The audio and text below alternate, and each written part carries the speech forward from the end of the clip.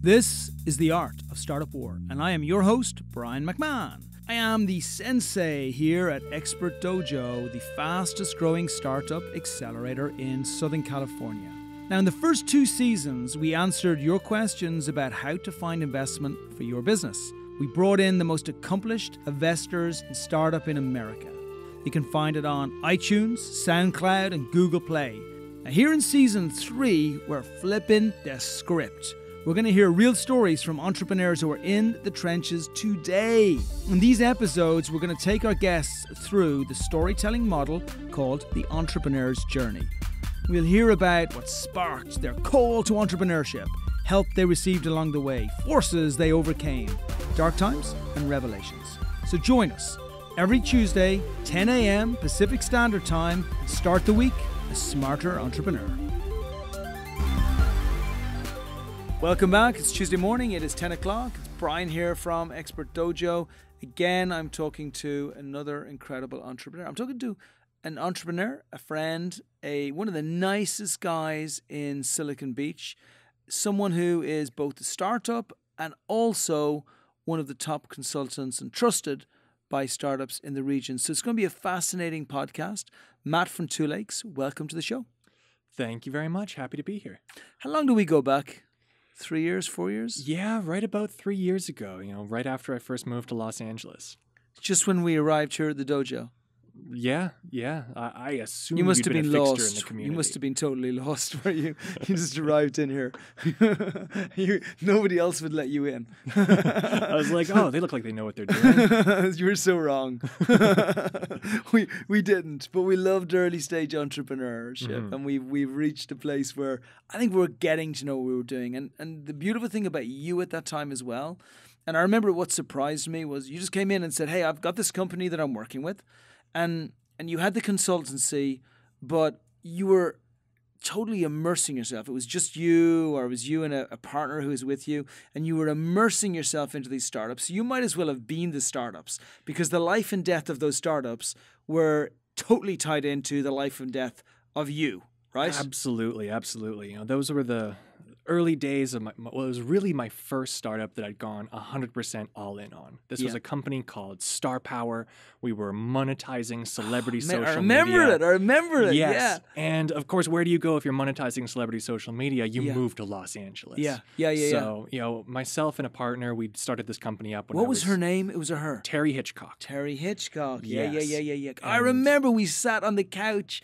Oh my God, I just had a flashback for the first time in years. Yeah, I was still in my last year of university when we were coming up with the idea for that company. And we'd come to Los Angeles a couple times. We were trying to figure out what the market looked like, trying to make some early connections. And I remember when I first came to Los Angeles for one of these trips, we were staying in Westwood. We had a conference that was happening in Beverly Hills, and I was brand new to the city. I got into my rental car at the end of the first day, and I wanted to explore the city. So I just drove straight west all the way until I hit the ocean. And I ended up parking in this shopping mall right where Expert Dojo is, actually. Right. I parked there. I walked upstairs. I was looking at the water. I was looking at the 3rd Street Promenade, and I was like, wow, this is where we're going to move the company. Like, we need to be here in Silicon Beach. It's a beautiful environment. There's the great people that I'd met there, and really, we were getting a tour from some of the most amazing people in the entertainment tech industry. It was just a great introduction to the whole city. So I want to take you through the entrepreneur's journey, which we love going through in this podcast. And the entrepreneur's journey goes through a movie script because it was put together by our wonderful producer, Vincent. Now, the entrepreneur's journey starts with your call to adventure at the beginning. Like, what was that moment that made you actually decide in university that you weren't going to work for a hedge fund or take a 200,000-year job as an investment banker, that you were going to go and work in an early stage startup which has no revenue, no website, projections, dreams, hopes, aspirations, and nothing else, right? Which is what all of our startups are at the beginning. We just aspire for them to go on. And then as you go through your journey, it then takes you through the opposing forces that were going against you and were stopping your success. And then that takes you all the way through to the mentors, the people who helped you, down to the challenges, the real challenges that you almost impossible to get past. And then that takes you to the abyss. And every single one of us has an abyss, that place where we question if we can make it out, actually. It's not even why we did it, because I think the challenges put us in that place. And then all the way through to the other side, where we come to a place of being able to look at what we've achieved and realize that we're in a really special place. And I would like, the wonderful thing about you is that rather than just look at it as through the lens of one startups, we're going to look at it through the lens of your consultancy, how it's grown from star power in those early days all the way to where we are now. Definitely. Well, let's take it from the beginning, the call to adventure. What persuaded you to go with Terry as opposed to taking the safe path, the easy path, take a salary, live life, go home at 6 o'clock in the evening, not work on weekends? Well, interestingly enough, I met Terry when I was firmly on the path to the safe path. I was working at a bank as an intern, doing some big data. It doesn't get type any work. safer than this. Like just turn up at work at a big skyscraper in Toronto and make financial models all day. But I met Terry when an app that I'd built internally at the bank. I was teaching how to use it to a big group of project managers of the company. And Terry was a consultant at the bank, and she basically owned the whole project management department. And, she saw me there showing how the app worked, teaching people how it worked, incorporating all of their feedback into it. And she was like, I think I might need this guy's skill sets for something. So, after the presentation, I was going to go home. She comes and taps me on the shoulder and says, "Hey, this is my day job, but I've got some more interesting things on the side." She's like your supernatural calling, right? Exactly. She said, I've got some other things that are a bit more interesting on the side I want to talk to you about. And this woman, it turns out, was a serial entrepreneur. She was a consultant as a day job, but she'd built and sold and launched a number of companies before, companies that were, she was doing, mobile payments and mobile ratings before iPads and iPhones even existed. She was a tech entrepreneur before we, even had apps. So she was working on a number of, the idea that became Star Power and really brought me into the fold. And really, the entrepreneur story there is a lot like everybody else. I saw the excitement. I was, it's an opportunity to own a piece of business that could be big. It's an opportunity you see an opportunity that could potentially be worth a massive amount of money. And you're like, how is this just sitting on the table, not getting done by anybody?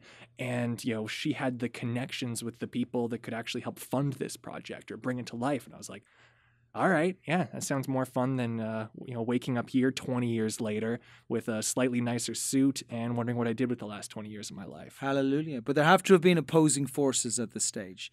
It can't have been easy. Oh, yeah. Opposing forces at that stage were, I was just graduating, from university. Everybody was taking nice, comfortable jobs. I had great offers on the table. My family really expected me to do the same thing. And I was like, well, not going to do that. Going to just completely hit reset on the career I had so far and, move to a whole new country and try to launch this crazy idea. And would you suggest other people do the same thing? Based on how it worked out for me? No. Maybe. You've got to be sure of the team that you're working with and have a backup plan. Have a backup plan. Like, go all in, but have a parachute there to save you if things do go wrong. And what happened with Star Power? What happened with Star Power is... There's so much, right? It's a long story. So the idea was terrific. Basically, we were going to create, basically online fan clubs for celebrities that was just integrated into their existing social media. Like, you're following this person on Twitter, but they've also got pre-sale tickets available, or they've got, some private live streams, something like that. And if you're a subscriber to the app, then, you can interact with this content. Otherwise, you might not be able to buy the pre-sale tickets, or you might not be able to watch the private live stream. That's not the world's greatest description of it, but it's been a while since I pitched it. And hard to get the investment? Like, what was it that killed it? Was it the investment or the stars themselves? So first of all, what killed it is this is an engineer and a banker from Canada moving to Los Angeles with a great new social media startup with absolutely no connections to the entertainment industry. It turns out if you've ever worked in the entertainment industry, it's all about connections. We were starting from absolute ground zero. We had a version of the application that we raised the money and we built it before we had the audience to actually use it. And when we got here, we were showing it to agents, we were showing it to celebrities that we were able to get in front of, and everybody was like, well, who's already on it? Or who are the who are the agents that are backing it? Or what agency That's all is there? they care about, That's right? all they care about. And amazingly enough, we did get some really great mentors on board. We got the head of a big PR firm, and we got some agents and managers through them that were able to start connecting us to some really serious people. But at this point, we were over a year in. The product was getting a little bit stale. We were running out of money, and we were presenting this to people, probably making some mistakes. We didn't have non-disclosure agreements. We didn't have our intellectual property really protected. And when, one of the managers in particular saw what we had, they were very interested. They liked it. They thought it looked a little bit out of date. They thought that they could, tweak the engineering a little bit, and actually ran off and built a version of it for their own clients. Son of a gun. Yeah, I won't mention what family it is, but... We would like to, though. Oh, I would like to. But they ran off and launched something that I hope they weren't successful. It was feature for feature. What we did, branded for the particular celebrity, made $18 million in its first year and basically knocked the will to live out of us on that one. At that point, we were completely out of money. Other investors were like, oh, well, why would I invest in this platform? Nobody's using it. We can make one-off apps for individual celebrities that do the same kind of thing. And we had a lot of other problems that were piling up at the same time. So we had the app basically feature for feature taken out from under us. My visa was about to run out. My lease on my current apartment had gone out. Terry had to go back to Canada. I would say absolute rock bottom on that was living on a mattress on the floor of a room that one of my past roommates was renting from a crazy man who lived on the couch of his apartment and threw loud parties till 3 a.m. while the rest of us were packed on mattresses on the floor in the spare room. Sweet. Yeah. Sometimes I think to myself, oh, come on, that's not really the lowest point. But in this particular case, I believe it's a pretty low point.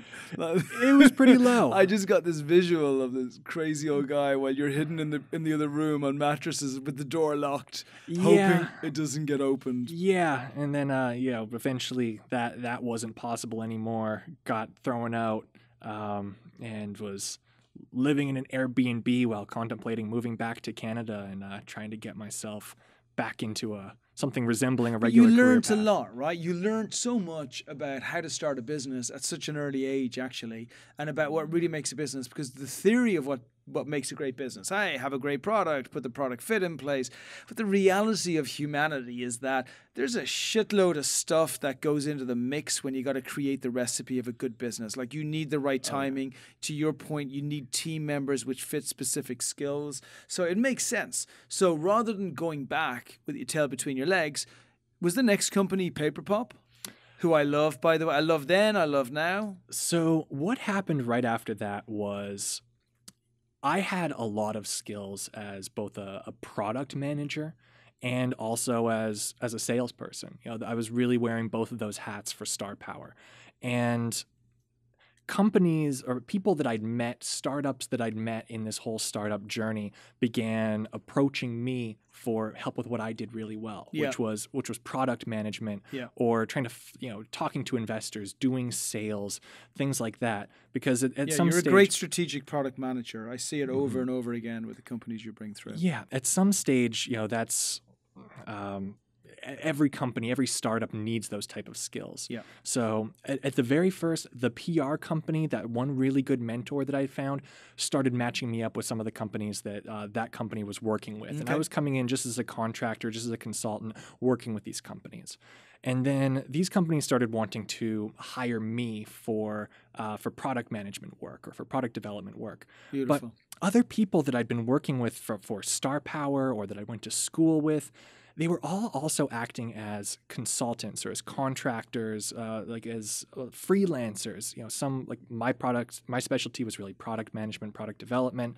One of my other friends was he's a great financial guy. Yeah. One of the other guys, he is absolutely he's a negotiator that you can throw into a meeting with anybody and close any deal.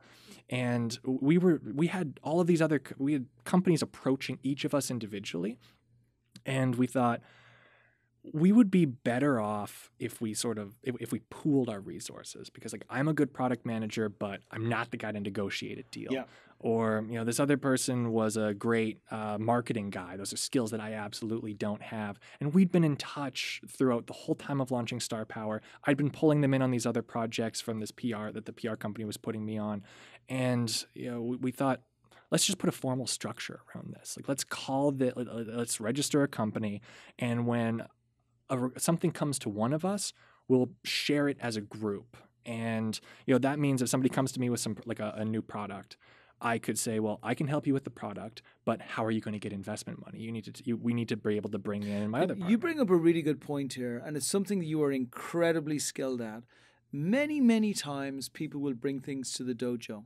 Mm-hmm. After they've tried to do it themselves. Mm-hmm. And it's not about Expert Dojo being better or worse. It's not about a marketing company being better or worse or a PR company. There is such tremendous value in knowing when to share and partner with people before you make mistakes. Definitely. And it is I cannot even describe. I'm not talking about, some people do it, some people. The vast majority of people will try and acquire that expertise over a fortnight rather than actually go to a company that they know specialize in an area like that. Definitely. Time after time you have come in here and say, this is a specific area that I need you to do something on, and I need you to quantify exactly what you're going to do, including projects we're working on right now. I need you to quantify what you can do and when you're going to do it, so that I can go back to the company I'm with or I'm supporting right now, and I can let them know what their expectations should look like. But you do it before you mess it up. Yes. And that has been probably the biggest lesson I've learned, is knowing what people's specialty is and pulling them together into a team, and just being totally open that, everything that comes in, we're going to share. We're not trying to maximize the equity piece that one of us gets, or we're not bickering over things like that. We're in this together, and putting some kind of a structure around Beautiful. It has been incredibly valuable. Yeah. Absolutely cool. So would you say then, okay, so now you're building the consultancy, you're building your business, you're building your team around you, which is, again, a really strong lesson for everybody who's listening here. Was that your highest moment or your lowest moment at that stage? So the lowest moment was definitely, my own baby, my startup, Star Power, crashing and burning. Yeah. This is what I'd call really rebuilding. It was finding out what was I good at, what was I interested in. Like, I liked building Star Power. Yeah. I hated selling Star Power. Yeah. I didn't want to be the marketing guy. Yeah. And that was something that I wanted to address in all of the future projects that came up. So we had a marketing guy. Like, there's 5 of us in total in this group. And, we had a marketing guy. I don't like doing some really brutal negotiations. We had a guy for that. Yeah, beautiful. We need a guy on the ground in China for investors on that side. And so we have a guy for that. That's the whole rebuilding side, was putting that together. And then it came down to, okay, now we have too much work. So being able to identify what projects were actually worth us really committing to and going all in on was the next big struggle. Mm-hmm. And that's probably when I came back to the Expert Dojo. So I came back with one of the first companies that we'd fully vetted and decided that we were going to really commit to, and that was Paper Pop. Yeah, baby. Yeah, I love Paper Pop. Paper Pop. I don't want to say loved. I love Paper Pop. Great Yes. company. Yes. So this company, this was not a tech company, really. This was a Kind of, right? It's kind of a tech company. They make like these beautiful, any shape of anything you want inside the card. So the card opens up, and this beautiful Leaning Tower pizza comes up, but like a pizza, but really intricate and really beautiful. Same with Eiffel Tower, etc., right? This is, I would call this the e-commerce phase of the company's growth. Yeah. We were working with small e-com companies and helping them fix their product, fix their website, fix their sales strategy, and fix their engineering and the actual production side of things as well. And this was a company where I came back to the dojo because, again, this was, at this point we could fix their internal problems, but we were looking to connect with investors, and I'd never done any work in the e-com space before in terms of raising investment money, so we came back here, and we raised investment, didn't we? We did. We raised investment money. And then the company got sued into oblivion by their biggest competitor. Yeah, unfairly. Unfairly, I would like to point out. Which is kind of a low point as well, though, right? Because I was really disappointed by this. Now, it's come out to be a nice happy ending in the story, and they have managed, I would say, they've managed pulled to it through. survive, right? They pulled through it, but not without casualty, because a lawsuit from a monster ends up causing casualty in there. But this was a really sad one because it's a great company. It was a brilliant product. You did everything that you could possibly do. We all did, right? We raised the money. We had great investors come from the Investor Festival. You built a beautiful product, a great company. The company founder was really great. We wanted to partner with them on an equity side. We closed so many retail partnerships, 1,800 stores across the United States alone. We built that in a span of 6 months. Yeah. And this is like lesson for everybody listening here. Life is shitty sometimes, and there's no reason for it. You do everything right. You learn every lesson from your previous startup. You do whatever you need to do. You bring in the right resources. Like nothing, absolutely nothing on that company was done wrong.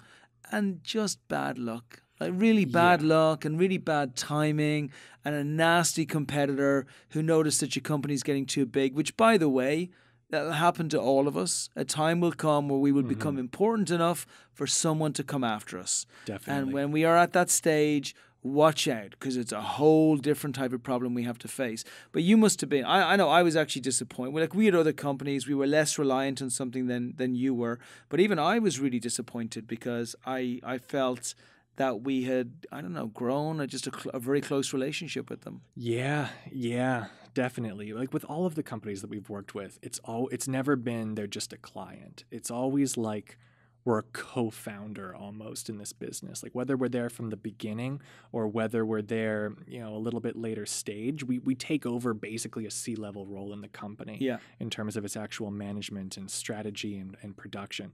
So just to keep track, we're at one failure of my own company, start this new business, immediately fail like an inch before the finish line on this next company.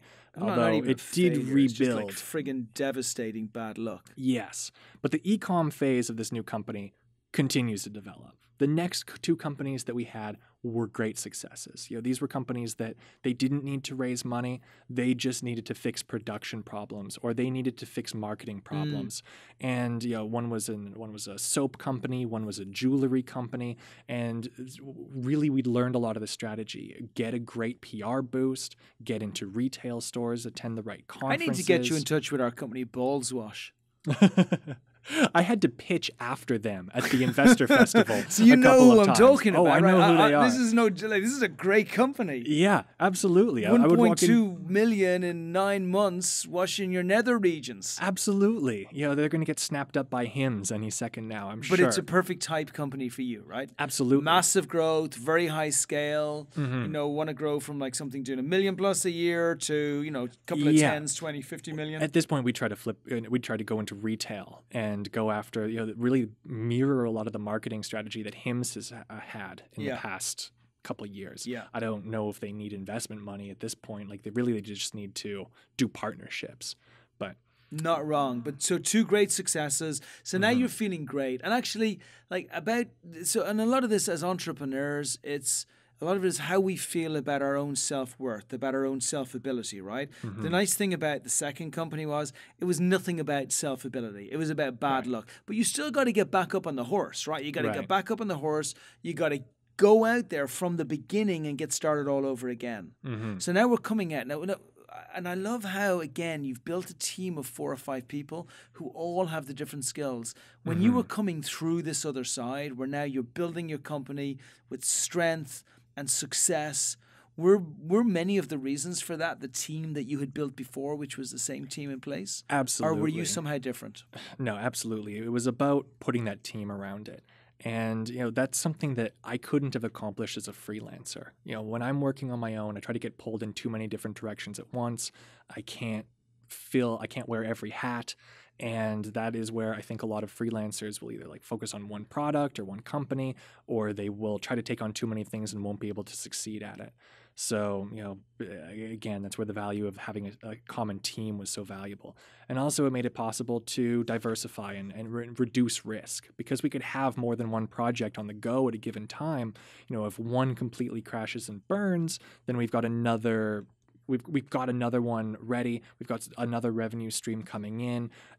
We've got equity that's increasing in value, where maybe we can sell some of it off. Things like that help a fledgling company not lose people and not just go out of business. And was this your biggest revelation in this period, or was there something else that you were starting to work out, which is what is the success of business? Because what's really interesting and unique about this podcast is we're not really talking about raising investment for you. We're talking about going through good times and bad times and struggling and being on everywhere from a mattress to a beautiful apartment, and from the businesses struggling to the businesses going really well. But the focus, and this is quite refreshing for me, the focus of the podcast is very much on how do I learn, and then how do I build a great business, as opposed to how do I find investment straight away? Oh, definitely. So what we discovered was you can't raise money just with a great idea and even a basic product that doesn't have a lot of traction. What we'd done in I'd say the e-commerce phase was very much linear growth. These were primarily lifestyle businesses. They weren't going to scale to the point where they were really going to, change the world. But raising money for them was all just about having some sort of a multiple of sales and purchase orders or things like that. If you wanted to raise money for a tech company, like a tech business, something that did have the opportunity to have exponential growth and $1 billion valuation, you really need to have some kind of an unfair advantage. Yeah. And that's what we didn't have with Star Power. We had a product, we had a good idea, we didn't have an unfair advantage. An unfair advantage would have been if a major agent from CAA decided to start this company, and he was best friends with Kanye West, and he was going to be the first star on the platform. That's how the platform would have taken off. And trying to do it without having a secret sauce like that just meant that you were setting yourself up for failure. Yeah. And as we moved out of the e-commerce I do like phase, this, though. So are you suggesting to entrepreneurs who are starting business and have businesses, the first thing to search for is that unfair advantage? Absolutely. And that's what we started looking for in the next companies that we took on, as we were trying to grow and work with companies that were bigger than an e-commerce business. I like this. This is actually very, very, very good advice, and something we don't really talk about much. If there's 100 companies doing the same thing, the chances of one breaking through on its own just because you work harder or because you make your product prettier, or even that you give a better user experience, is very, very hard. And you're never going to be able to convince an investor of that. If you've got an investor who's got 50 pitches and all of them are pre-revenue and all of them have a great idea, maybe like a nice pitch deck, those all blur together. But if you have something that just sets you so wildly apart that they know it's going to be successful, that's when they invest. No, and I remember, and look, so one, Sometimes on a podcast, we just pick up something that's gold. And on some levels, the gold is always the most obvious aspect that's left out and people don't focus on. But for all of you entrepreneurs out there, especially those of you who have a product, I don't want to say a Me Too product, but you have a product which other competitors also have as well. I want you to write in big letters on your wall, get an unfair advantage over our competitors. Now, you may think, yeah, but like Matt's talking about, I don't know Kanye West.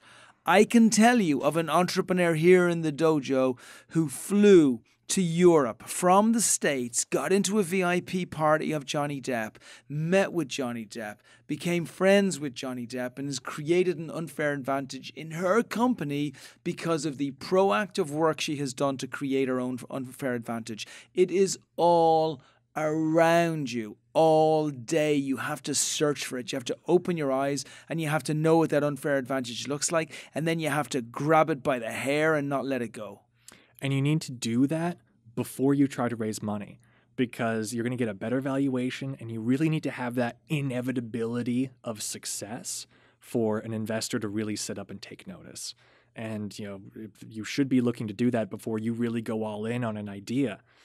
Yeah, and it doesn't have to be, by the way, a personality. It could be a retailer you get a relationship. Maybe you're stalking Warren Buffett. Maybe you're hanging out outside Walmart to try and find out is the store manager there, but you're there first thing in the morning at last thing at night. But search for that unfair advantage. Don't just go and do it the same as everyone else. Because what will happen is this, not just investors, mentors, and everybody else, they will look at you and say, you know what? If this person is prepared to work this hard to get something they do not deserve, or maybe they do, but they wouldn't have deserved it otherwise, then imagine what they're going to do when they have resources. Mm-hmm.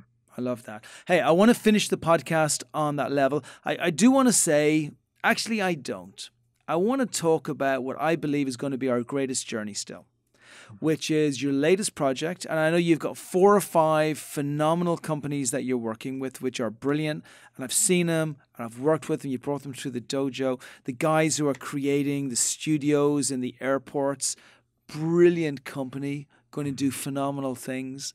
You've got other projects that you're working on too. And I like all of these because they're real companies with real value propositions, real product fits, and you're raising money because they should have raised money for them. Mm-hmm. But I love where you're going into on the crypto space. Right. And I like this one.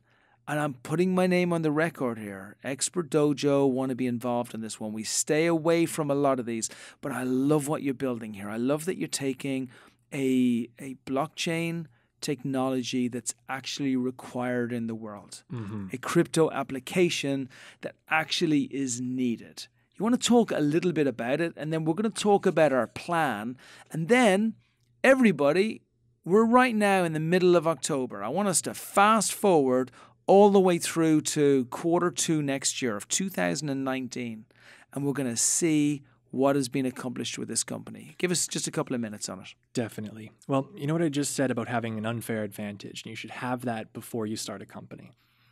A lot of ICOs started up which is initial coin offering, right, within the crypto space. A lot of initial coin offerings started by crypto companies. They would come up with an idea, they'd write a white paper, they'd go out and they'd try to raise money on that before they really had a product, before they really had a proven market, and definitely before they had some kind of an unfair advantage over everybody else. This is our first crypto project, and this is a perfect example. This is an example of what that unfair advantage looks like. So Two Lakes Group is it's a Chinese company that is a consulting firm in China that shares a lot of the same people as our group, as in addition to some additional Chinese investors. And this company is connected well with some state-owned companies that are involved in the Belt and Road Initiative. If anybody's not too familiar with that, the Belt and Road Initiative is a Chinese program in order to invest in infrastructure, in resource development in Africa primarily. You know, the Chinese see a very strong future in building trade routes and partnerships and relationships in Africa. Because they're smart. Absolutely. And on the other side, another member of our team was approached by a number of people in developing countries in Africa for basically connecting to those same companies in China that we were part of through the whole Belt and Road Initiative. Not the world's greatest explanation, but unfair advantage on both sides is that there's a very strong connection both with governments and administrators in developing countries in Africa and big investors in China. And what we are now developing. So I think of it as the 3-step rule. Right? First one is disruption with huge friction, which is Uber, right? Which is why it's cost so much money for Uber to get to where they are to, because the taxis hated them, the local governments hated them, and they had this big fight everywhere. And then the second step is to move to frictionless disruption, right? This is where all the parties have got a massive interest in something happening. So maybe Airbnb. We could argue that the hotels didn't want it, but who cares? Because they were not part of the value proposition. And then we move to motivated disruption. And the beautiful thing about what you're talking about, this is where the unfair advantage comes and where I really like it, is that you're talking about creating a development in Africa where every single party wants this to happen. The particular country in Africa wants it to happen because they need to drive investment in so that they can mine natural resources, so that they can create an environment whereby the country is going to become wealthier and is going to be in a better place. Right. The Chinese want it because they want to be part of the development that's going into that space. The companies that are actually want to do the mining and the natural resources within the country want it to be a better and simpler process that can be measured and tracked. And the new technologies that are coming through, i.e. cryptocurrency or blockchain, actually really adapts well to this perfect moving pieces of chess pieces on a board. Is that a good description? That's a pretty good description. Just to give a really quick summary on what the product looks like is, countries, developing countries in particular, have a hard time accessing foreign capital. Whether there's a lack of trust, whether there is currency issues, and primarily investors are unsure if they're actually going to see if somebody's going to run off with their money.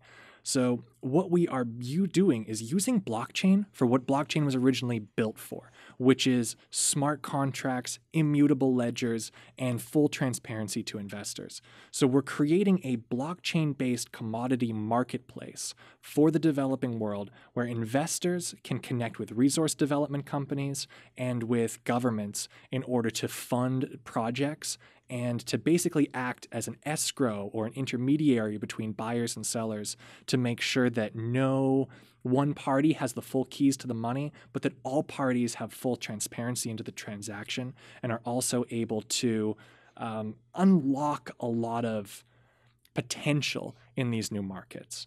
Beautiful. That's just beautiful. We're like you and me. We're like the Expendables 3, right? But we're back again for a new adventure, which is going to be on this one here. We're going to raise what? $100 million? $100 million. We're going to create the first, in my opinion, real application of blockchain where it is absolutely required to reflect what the new economy needs for everybody, for the crowd and the community to get together, where there is a massive scale benefit of something that they wouldn't have previously been able to do without the wealthy few being the only people who benefit from. This is the blockchain really changing lives. This is it connecting the poorest, least developed parts of the world with capital markets in the most developed countries in the world, as well as individual investors all over the world, and letting everybody benefit from that resource wealth, reducing corruption, and being able to really generate returns for both the people of the in those developing countries as well as investors. Like you said, it's decentralizing the profit, and yet it's friggin' awesome. That's what it is. It is. And this is why, if anybody ever listens to me and wonders, why do I get so incredibly excited by what I do in the early stage space with entrepreneurs, startups, people who have got visions and dreams, is because I'm like so privileged. I'm privileged to be surrounded by amazing people like Matt who are coming up with this is the stuff in 20 years' time when people look back at and say, do you remember when this happened? We're here right in the middle of this.